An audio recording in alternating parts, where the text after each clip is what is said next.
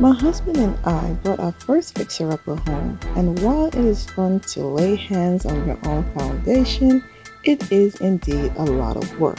Normally, when you move into a home, you want to characterize it to your own liking, and in most cases, you have to work within your budget.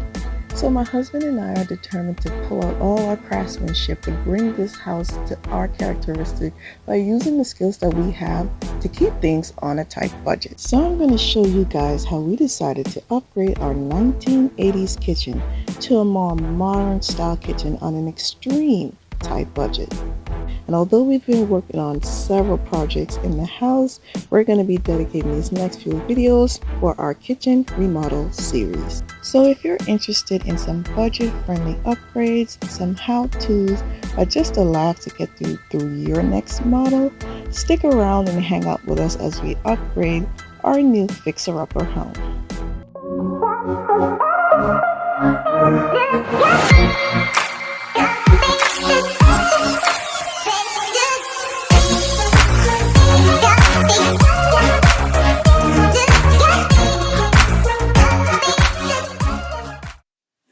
Alright, so let's start with the supply. So I went with peel and stick tile. These are the tiles that I had left over from doing my kids' bathroom. This is the gray ash from Home Depot. You're also going to need a ruler. I used the leveler that I had as my ruler, and you're going to need some type of cutting tool to make more precision cutting. With that, you're also going to need grout if you choose to grout, or if you want to grout it, you could deal with the peel and stick alone, but I chose to grout, so I went with this charcoal grout, which is more of a black kind of grout, and some spacers.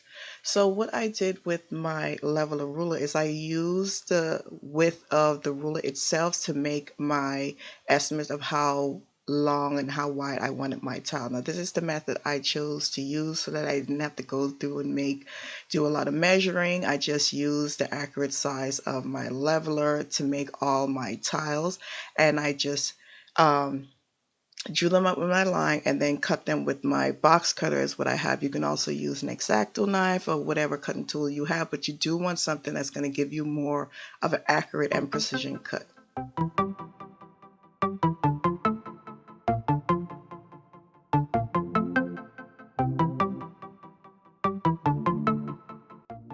When you're cutting these peel and stick tile, normally for me, I usually go through and give it 2 or 3 strokes to slice it, and then I flip it over towards the back, and then I kind of slice it again.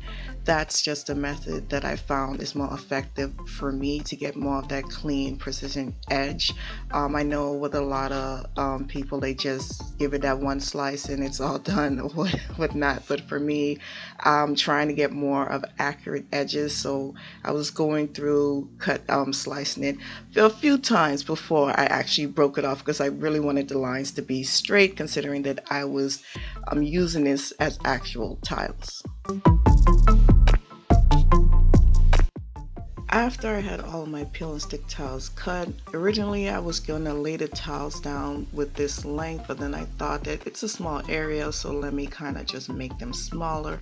So I did measure the long length of this one tile, and I cut it in half to make it smaller so that I can do the design that I wanted to do. Now, the design I chose to do was a herringbone style. It is more to it than just a word. I definitely can say it was definitely a learning curve to initiate the task, because it's a pattern and you have to stick with the pattern. And you're going to see as we get into this video that I actually had to turn the camera off for a second, understand the tiling, and then try to go at it. But right now you just see me trying to cut it, and again making a few cuts, cutting it in the front, cutting it in the back, making sure that I get my accurate clean edges, because I really want this to look like the tiling for a backsplash.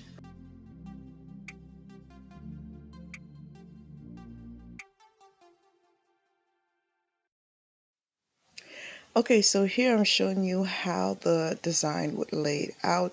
If you chose to just lay the peel and stick tile without grouting, you're going to get more of a V style when you're trying to create a herringbone. So it's just going to be tight to each other, create more of V's. But if you decide to grout it, which I learned as I was doing this pattern, you're going to start ending up with more like a W pattern. So it all depends on what you're going for. But laying it down like this is more of a herringbone if you were just locking them into each other. However, I chose to grout it because I wanted it to last longer, considering that it's a backsplash. So that's what I chose to do. Right now you see me cleaning off my walls for any prep work, to tile, to paint, whatever it may be. You kind of have to clean the walls just to make sure that whatever you're sticking onto it or putting onto it, it has a good clean surface so that it would adhere properly.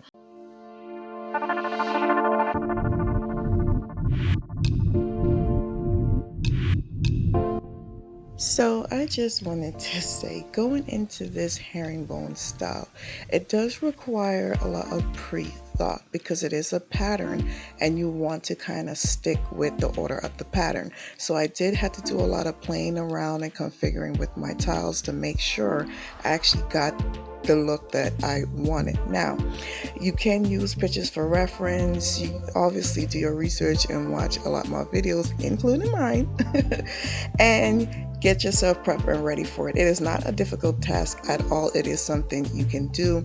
It is something that you also would have to pay attention in the beginning to start the pattern off correctly, because if you kind of start the pattern off wrong with this type of tiling, you might mess up the entire tiling because it is a pattern. Anything that involves a pattern or sequencing, it has to be continuous in that order. So you want to make sure that you pay attention to the pattern that you start with to get the look that you want towards the end.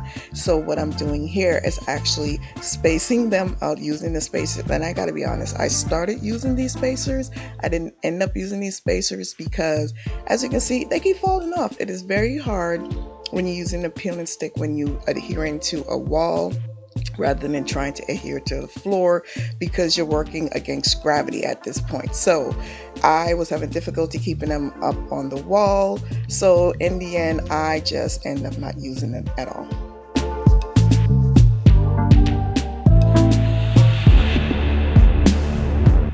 One thing I forgot to add in the beginning for supplies, you're gonna need this vinyl double-sided tape, and I found this at Home Depot, you guys.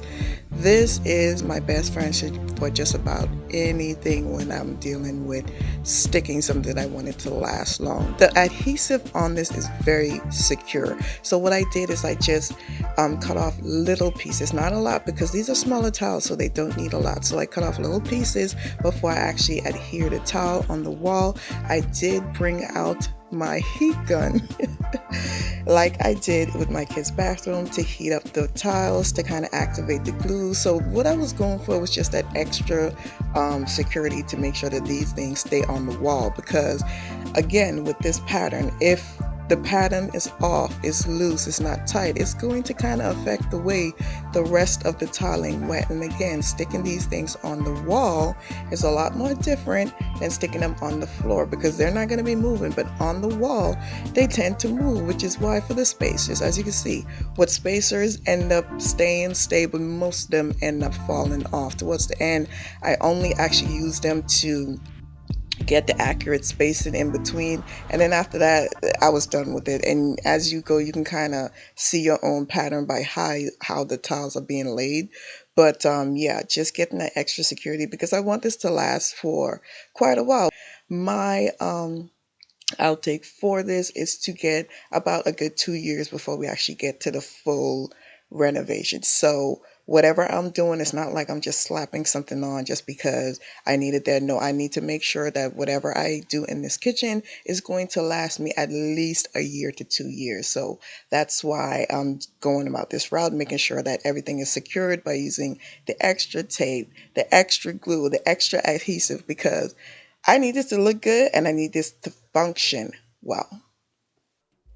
Okay, so let me go ahead and explain my method of grouting. Now, originally you're supposed to wait 24 hours before you actually grout tile, because you're supposed to wait for the adhesive in the back of the tile, whichever grouting or whichever glue that you use for the back of the tile, to cure before you actually go ahead and lay over the grout on top.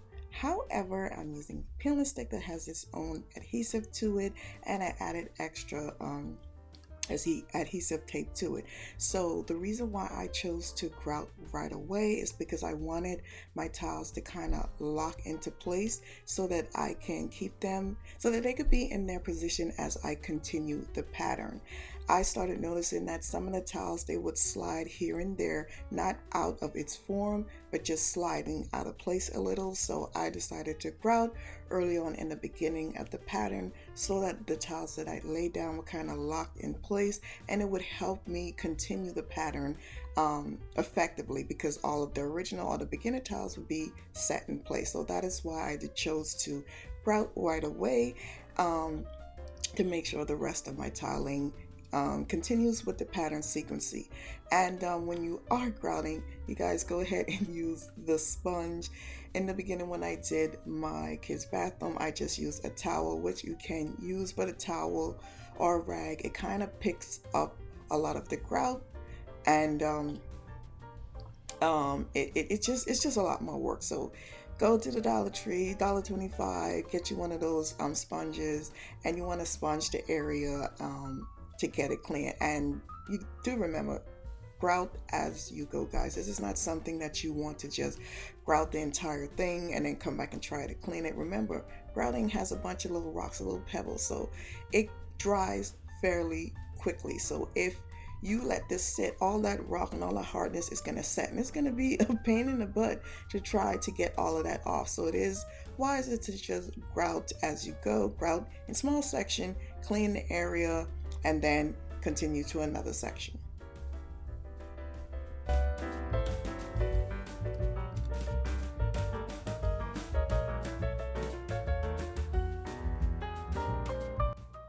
Okay, so now when you're coming to corners and edges, this is when it gets a little tricky, because this part actually requires a lot of measuring. So what I just did is I laid one of the small little tiles down. Usually these are some of the scraps that I had left over from kind of doing a lot of earlier configurations, and I laid it down, used my ruler, and to get more accurate slanted cut or diagonal cut. It is tricky and it is customized to your wall, so I can't give you an accurate measurement or angle. This is actually something that you have to configure to your wall, and that's basically what I use, just to get more of that slanted cut.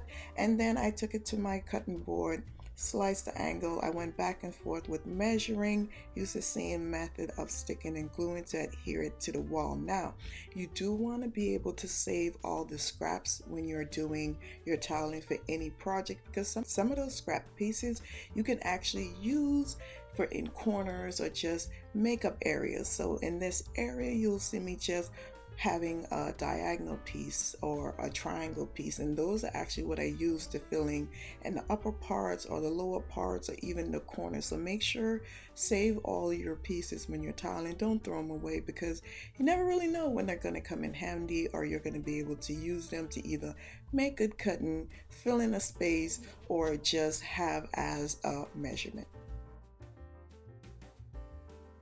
So to finish off my backsplash, I just added this border trim. This is something that I did had on hand, and you can pick this up at Home Depot. So I just cut it to size and adhered it to the wall, because I wanted to kind of have an ending point. I didn't plan on taking this behind the fridge, so this is what I chose to use.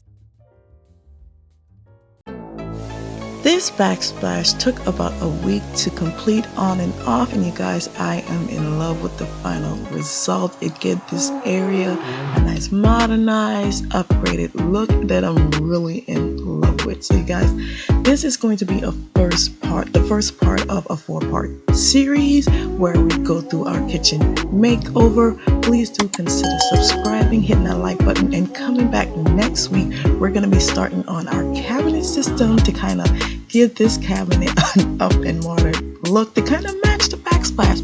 So consider coming back, and I will see you guys in the next one. Bye.